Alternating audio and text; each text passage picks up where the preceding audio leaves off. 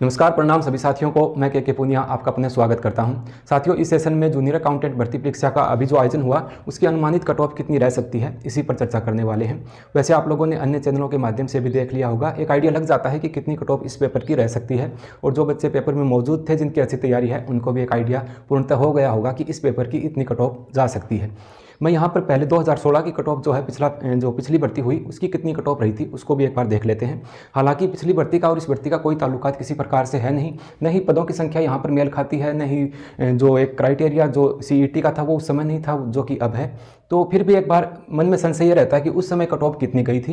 हालांकि वो भर्ती थोड़े लंबे दौर में चली थी। 2013 का कोई विज्ञापन था, 2018 के आसपास जो कट ऑफ जारी हुई थी उसी को मैं पहले लेकर चलता हूँ। इस पेज के बाद मैं नेक्स्ट पेज पे आप लोगों को लेकर चलूँगा, जहाँ अपने वर्तमान की जो भर्ती है उसकी कट ऑफ कितनी रह सकती है, उसका जो पासिंग क्राइटेरिया है उस पर भी अपने चर्चा करेंगे।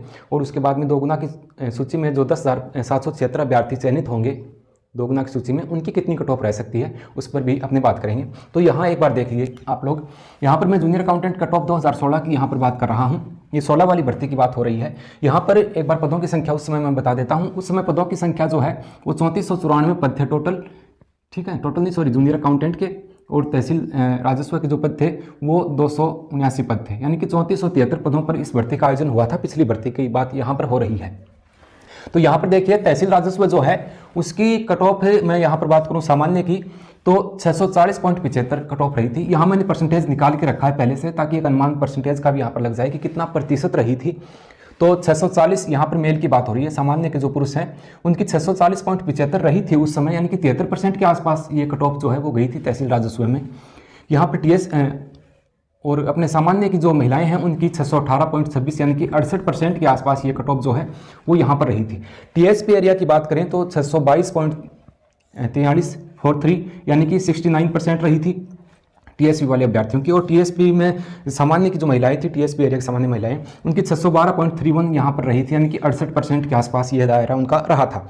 ओबीसी में बात करूं तो ओबीसी में 655.25 यानी 72% के आसपास कट ऑफ जो है वो तहसील राजस्व की यहाँ पर रही थी। और नॉन टीएसपी में जो एससी के उम्मीदवार थे उनकी 577.11 यानी कि 64% के आसपास। और नॉन टीएसपी में जो एसटी के अभ्यर्थी थे उनकी 487.35 यानी कि 54% के आसपास रही थी। ये तहसील राजस्व की बात हो रही है। यहाँ 2016 में जो पिछली भर्ती की बात की जा रही है, उस समय जूनियर अकाउंटेंट की जो कट ऑफ है उसकी अपने बात करें तो 594.35 यानी कि 62.66% यहाँ पर रही थी। 62% के लगभग कट ऑफ यहाँ पर गई थी। और सामान्य की जो महिलाएं हैं उनमें जूनियर अकाउंटेंट की कट ऑफ गई थी 467.86 यानी कि 51% के आसपास। ओबीसी के जो अभ्यर्थी हैं उनकी पिछली कट ऑफ की बात करें तो 588.97 यानी कि 62% रही थी। यहाँ पर आप देखिए कि सामान्य की जो पुरुष हैं और जो ओबीसी के पुरुष हैं उनकी कट ऑफ जो है वो समलम गई थी। यहाँ पर ओबीसी की जो महिलाएं हैं उनकी कट ऑफ 352 नंबर यानी कि 50.22% के आसपास ये कट ऑफ जो है वो रही थी। एससी के जो अभ्यर्थी हैं उनकी 466.69 यानी कि 51% के आसपास कट ऑफ रही थी। और एसटी के जो अभ्यर्थी हैं उनकी 438.28 यानी कि 48% कट ऑफ यहाँ पर रही थी। टीएसपी वाले अभ्यर्थियों की 482 अंक, ठीक है। और टीएसपी में जो महिलाएं थी उनकी इतनी यहाँ पर 35% के आसपास यहाँ पर कट ऑफ गई थी। ये पिछली कट ऑफ की बात हो रही है। उस समय पदों की संख्या 3473 थी। अब प्रेजेंट टाइम वाली जो अपनी भर्ती हुई है उसकी कितनी कट ऑफ है इस पर मैं आपको अभी लिए चलता हूँ नेक्स्ट पेज पर। हाँ, आगे अभी जो फिलहाल जो पेपर हुआ जूनियर अकाउंटेंट का उसकी कितनी कट ऑफ रह सकती है इसके बारे में देखने वाले हैं। साथ ही मैं कुछ आप लोगों के कमेंट के माध्यम से कुछ सवाल प्राप्त हुए थे, उनको भी साथ लेकर चलता हूँ।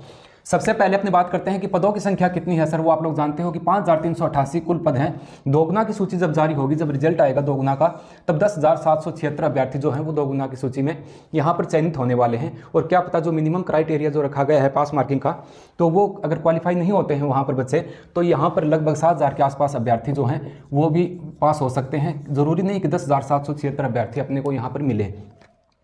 अब पहले कुछ प्रश्नों को लेते हैं। पेपर का स्तर कैसा था ये आप लोग जानते हो, आप लोगों ने पेपर दिया है। पेपर का स्तर पहले पेपर को देखें तो ठीक ठाक था। तो पहले पेपर में अपने 250 के आसपास कोई विद्यार्थी अंक ला रहा है तो वो ठीक है। उसके बाद में सेकंड पेपर की बात करें तो सेकंड पेपर का लेवल जो है वो मीडियम स्तर का था। लेकिन जो भी प्रश्न आए हैं, मैंने पेपर देखा था, उनकी लैंग्वेज जो है, पेपर क्वेश्चन को थोड़ा सा विस्तृत किया गया है कहीं ना कहीं, तो क्वेश्चन को पढ़ने में भी दिक्कत होती है। और जो अकाउंटेंट का प्रश्न है उसके बाद दूसरा प्रश्न दूसरी टाइप से आ रहा है, तो थोड़ा सा जो सीडी थी प्रश्नों की उसमें भी बदलाव किया गया है। तो कहीं ना कहीं ये कारण बनता है कि थोड़ा सा बच्चे जो स्लो चले हैं, इसमें गलत होने के चांसेस भी बने हैं। तो यहाँ पर जो क्राइटेरिया जो रखा गया है उसकी भी मैं बात कर लेता हूँ। तो कहने का मतलब ये है कि पेपर का स्तर अपने मीडियम मान सकते हैं, मीडियम से थोड़ा सा सेकंड पेपर को देखें तो हार्ड भी अपने पेपर को माना जा सकता है। एक प्रश्न ये था कि क्या क्वालिफाई जो क्राइटेरिया है वो सभी बच्चे पास कर पाएंगे, तो उसके लिए मैं आप लोगों को बता देता हूं। मैं अपने सेकंड पेपर की बात कर लें या फर्स्ट पेपर की, सामान्य कैटेगरी के जो अभ्यर्थी हैं उनको 35% अंक लाने अनिवार्य हैं। 35% का मतलब आप मान के चलो कि 450 का जो पेपर है उसमें से 35% करेंगे तो लगभग 157 के आसपास जो है वो आप लोगों के अंक बनने चाहिए। ओबीसी वाले अभ्यर्थी भी 157 के आसपास तो बनने ही चाहिए कम से कम, पॉइंटों में कुछ और हो जाएगा ऊपर। और SC ST के जो अभ्यर्थी हैं तो वो लगभग 135 अंक जो हैं वो लगभग होने ही चाहिए। मैं यहाँ पर सेकंड पेपर की बात कर रहा हूँ, तो ये पासिंग मार्क जो आप लोगों ने जोड़ भी लिया होगा, इतने तो कम से कम होने ही चाहिए सेकंड पेपर में।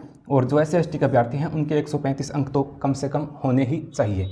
तो ये क्राइटेरिया जो पास करता है तो क्या पता मिनिमम कट ऑफ जो है वो भी अपने को देखने को मिल जाए नीचे से नीचे।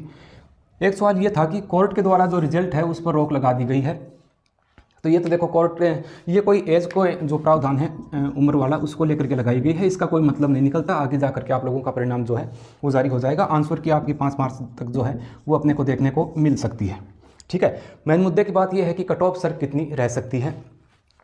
हाँ, दोनों पेपर 450 के हैं। मैंने यहाँ पर दोनों पेपरों के जोड़कर भी लिखा है, आगे परसेंटेज में भी इस चीज़ को लिखा है, एक बार आप लोग देख लीजिएगा।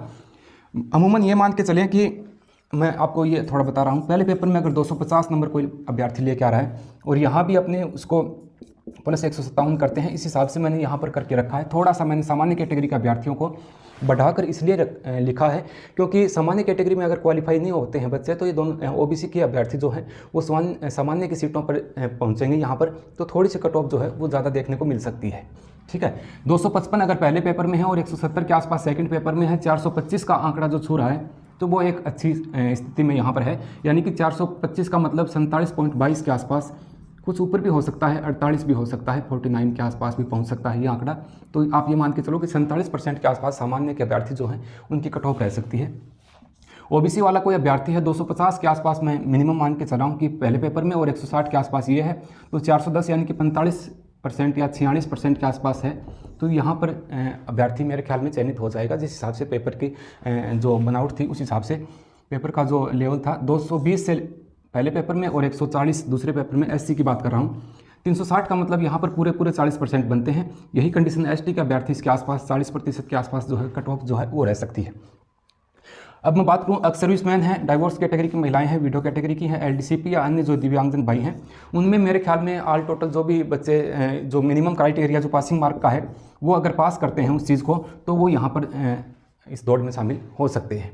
ठीक है, 12.5% जो मंत्रालय कर्मचारी हैं उनका कोटा है तो उनकी थोड़ी बहुत अपने को फर्क देखने को यहाँ पर मिल सकता है। तो ये बेसिक सी जानकारी मैंने आप लोगों को जूनियर अकाउंटेंट से संबंधित जो कट ऑफ है उसके बारे में दी है। अपने दोस्तों के साथ शेयर कीजिएगा। मिलते हैं किसी नेक्स्ट सेशन में नई जानकारी के साथ। तब